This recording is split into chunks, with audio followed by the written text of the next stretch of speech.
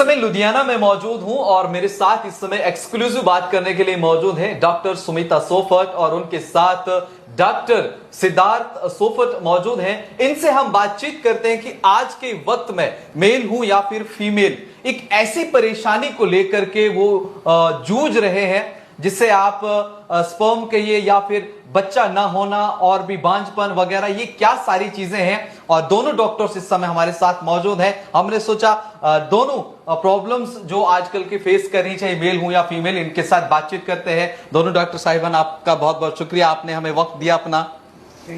सबसे पहले मैम आपसे शुरुआत करते हैं। 30 साल का ये एक्सपीरियंस, जहां आपके पास अभी तक लाखों लोग आपके पास आए और आज उनकी गोद में वो एक नन्हा सा बच्चा खिला जो उस परेशानी की हालत में थे। आज के इस दौर में फिजिकली फिट होने के साथ साथ जो ये प्रॉब्लम्स आजकल हो रही है, बुनियादी वजहें क्या है जहां लोगों को आज आईवीएफ या फिर सिजेरियन तक पहुंचना पड़ता था, जबकि इससे पहले ये चीजें नहीं हुआ करती थी? आपने बिल्कुल सही कहा कि देखिए जैसे जैसे टाइम प्रोग्रेस कर रहा है, इतना ज्यादा स्ट्रेस हो गया लाइफ में। स्ट्रेस इटसेल्फ से जो है हार्मोनल इम्बैलेंस होता है और प्रेगनेंसी नहीं होती। साथ के साथ लेट मैरिजेस का आ गया सिनेरियो कि लोग हमेशा, गर्ल्स भी जो है, लड़कियां भी है, वो भी करियर ओरिएंटेड हो गई हैं और अपना चाइल्ड बर्थ जो है पोस्टपोन करना चाहती हैं। तो ये भी एक मेन रीजन है। स्ट्रेस के साथ साथ जो ईटिंग हैबिट्स है, जो रॉन्ग फूड हैबिट्स है, सेडेंटरी लाइफस्टाइल है, माने कि कोई एक्सरसाइज वगैरह ना करना, अनहेल्दी फूड खाना, तो इससे जो है सारा हार्मोन्स का जो है सिस्टम इफेक्ट हो रहा है। आपने देखा होगा पीसीओडी प्रॉब्लम है जो बहुत कॉमन हो गई है, गर्ल्स में भी, अनमैरिड गर्ल्स में भी।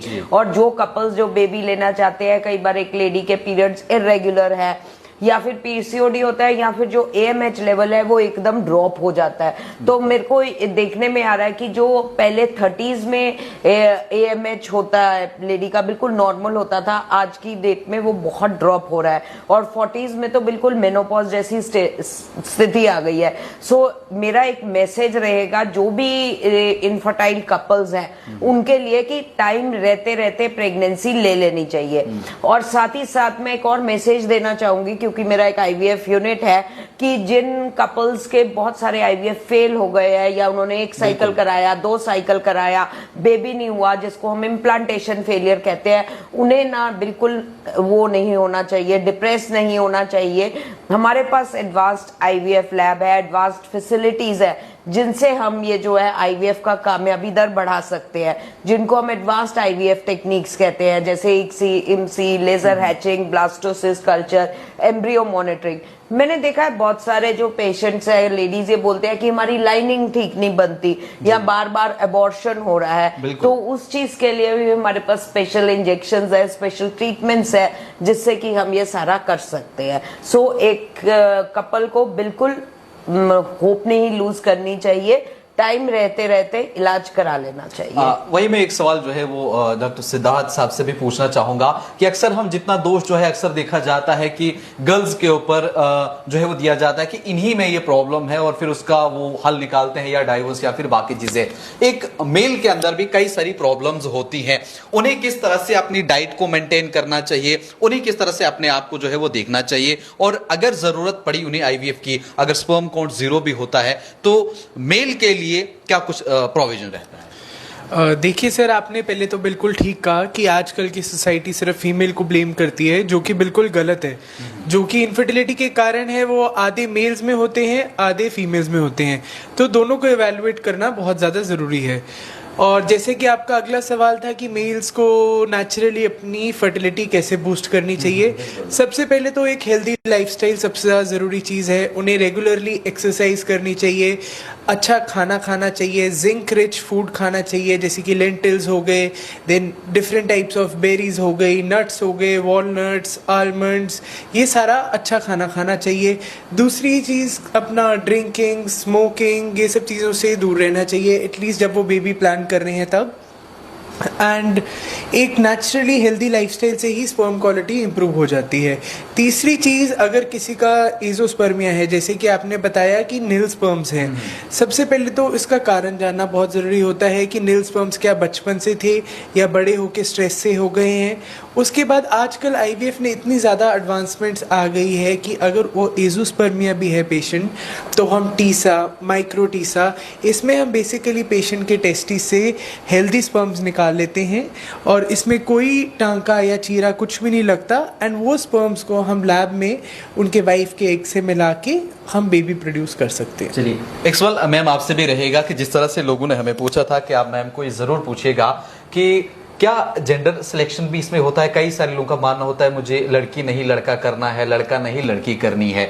ये एक लॉ इसके लिए क्या कहता है और यहाँ से इन दर्शकों को आप क्या मैसेज देंगे जिनका ये सवाल था जेंडर सिलेक्शन को लेकर? सबसे पहले तो मैं बताना चाहूंगी कि इंडिया में जेंडर सिलेक्शन बैंड है, बिल्कुल, और नहीं होता तो नहीं करते, बड़ी सिंपल सी बात है। ठीक है। और दूसरी बात, जो जेंडर सिलेक्शन की आपकी बात रही, लोगों में बहुत मिसकंसेप्शन है कि अगर वो आईवीएफ कराएंगे तो मेल बेबी ही होता है। ऐसा नहीं है, आईवीएफ से मेल्स भी हो सकते हैं, फीमेल भी हो सकती है, क्योंकि जेंडर सिलेक्शन सिर्फ पीजीटी से होता है और पीजीडी जेंडर सिलेक्शन के लिए इंडिया में नहीं है। तो और मैं वैसे भी ये बात बोलना चाहूंगी कि being a lady, I think कोई लड़का लड़की में डिफरेंस नहीं है। मैं खुद लेडी हूँ और अपने आई थिंक जेंडर सिलेक्शन एक बहुत बायस्ड वर्ड है। आज की डेट में all men and all women are almost equal. जी बिल्कुल, ये बहुत अच्छी बात कही। और अक्सर आपने देखा होगा, चाहे आप इस सेंटर पर भी आ जाएं या किसी भी हॉस्पिटल में चले जाएं, वहां पर पहले इस बात को लिखा जाता है। लेकिन लोगों के अंदर ये एक सवाल था, वो उन्होंने हमसे कहा था कि आप जरूर पूछे, आपने उसका जवाब दिया कि वो टोटली बैन है। इनसे भी हमने सवाल पूछे, इनने भी जवाब दिए, मैम ने भी सवाल जो है इनसे सवाल किए, उन्होंने जवाब दिए। उसके अलावा मैम मैं आपसे ये भी जानना चाहूंगा, शहरों के अंदर इस समय जो है वो अवेयरनेस है, लोग सोशल मीडिया का इस्तेमाल करते हैं, बाकी चीजें करते हैं, लेकिन गांव देहात में लोग जो हैं आज हर कोई वहां तक आवाज पहुंच रही है। हो सकता है ये हमारा वीडियो भी वहां तक पहुंच जाए। वहां पर भी हमारी बहुत सी ऐसी बहनें हैं जो डर के मारे कुछ बोल नहीं पा रही हैं, अपना ही आपको झंझोड़ रही हैं इस सब चीजों में। किस तरह से उन्हें अपने आप को ऊपर उठ करके अपनी आवाज को बुलंद करके आगे आना चाहिए, और क्या चीजें किस तरह से उन्हें पता चले कि हम अभी भी अपने आप को इलाज करवा सकती हैं? देखिए, जो वहम है, और जितना भी सबसे पहले मैं कहना चाहूंगी, कोई भी एक कपल है अगर वो बेबी के लिए ट्राई कर रहा है तो उनको मन में वहम नहीं रखने चाहिए कि ये नहीं खाना, वो नहीं खाना, ऐसा नहीं करना। कोई जो मिथ्स है वो निकाल देनी चाहिए। ये एक साइंटिफिक इलाज है और इस साइंटिफिक इलाज से प्रेगनेंसी हो सकती है। सो इंस्टेड कि आप देसी दवा लेते रहो, और सब, मैं तो कहती हूँ आप अल्लाह को भी याद करिए, खुदा को भी याद करिए, बिकॉज खुदा के बगैर कोई काम नहीं। पहले वो है, पर अल्लाह भी एक रास्ता दिखाता है इंसान को, वो गाइडिंग लाइट है, वो आपको बता रहा है कि इस तरीके से प्रेगनेंसी हो सकती है। तो उनको ये जो मन में वहम है वो दूर रखने चाहिए, और अच्छा खाना और एक स्ट्रेस फ्री जिंदगी बितानी बहुत इंपॉर्टेंट है। और साथ ही साथ मैं रिक्वेस्ट करना चाहूंगी कि जो हस्बैंड है और जो सारी फैमिली है, एज अ टोटल, मतलब अगर सपोर्ट सिस्टम अच्छा रहेगा, काउंसलिंग अच्छी रहेगी, तो पेशेंट में एक अच्छे हार्मोन्स, जिनको हम गुड हार्मोन्स बोलते हैं बॉडी में, एंडोर्फिन्स बोलते हैं, और कॉर्टिसोल का लेवल कम होता है, तो प्रेगनेंसी के डेफिनेटली चांसेस बढ़ते हैं, और ये साइंटिफिकली प्रूवन बात है। एक आखिरी क्वेश्चन रहेगा मैम मेरा आपसे, ये आज के वक्त में जहां हर चीज बदल रही है, जमाना बहुत तेजी से जा रहा है, एक बेस्ट एज क्या रहेगी, चाहे लड़की हो या फिर लड़का, उन्हें जो है अपना बेबी प्लान कर लेना चाहिए? आपने ये बहुत अच्छा क्वेश्चन पूछा। देखिए, आई थिंक जो है लेट 20s, क्योंकि आजकल मैरिजेस भी लेट 20s में होती है। Late 20s and early 30s बहुत ही अच्छा टाइम है, यानी कि बिफोर 34 इयर्स तक पेशेंट को अपनी एटलीस्ट एक प्रेगनेंसी ले लेनी चाहिए या फैमिली कंप्लीट कर लेनी चाहिए, क्योंकि उसके बाद क्या है, जो एग्स की जो क्वालिटी है वो खत्म हो जाती है। तो सक्सेस रेट हर ट्रीटमेंट का अकॉर्डिंग टू एज भी कम होता है, और एज के साथ साथ एग्स में एनीप्लॉइडी मींस जेनेटिक एबनॉर्मेलिटीज आने का बहुत चांस रहता है। तो वो एक और चीज है जो प्रेगनेंसी इफेक्ट कर सकती है, और ये भी एक रीजन होता है कि रिपीटेड अबॉर्शंस हो रहे हैं एक लेडी के। सो तो सही टाइम पे सही इलाज के साथ प्रेगनेंसी हो सकती है। चलिए आखिरी सवाल जो है वो डॉक्टर सिद्धार्थ से हम करेंगे। आप हमें बताइएगा, बहुत सारे मेल्स हैं जो इस समय अपना बॉडी बनाने के चक्कर में या फिर बाकी चीज़ों के चक्कर में कुछ इस तरह की इंजेक्शंस ले लेते हैं, ड्रग्स ले लेते हैं, उससे कितना साइड इफेक्ट हो सकता है? सर देखिए, एनाबॉलिक स्टेरॉइड्स का डेफिनेटली रोल है इनफर्टिलिटी में। आप बाहर से पेशेंट्स मतलब बाहर से अगर कोई इंजेक्शन दे रहा है टेस्टोस्टेरोन के, तो बॉडी का जो नेचुरल टेस्टोस्टेरोन लेवल होता है वो कम हो जाता है। बॉडी की जो नेचुरल एबिलिटी होती है स्पर्म्स बनाने की वो कम हो जाती है। तो इन सब चीज़ों से दूर रहना चाहिए।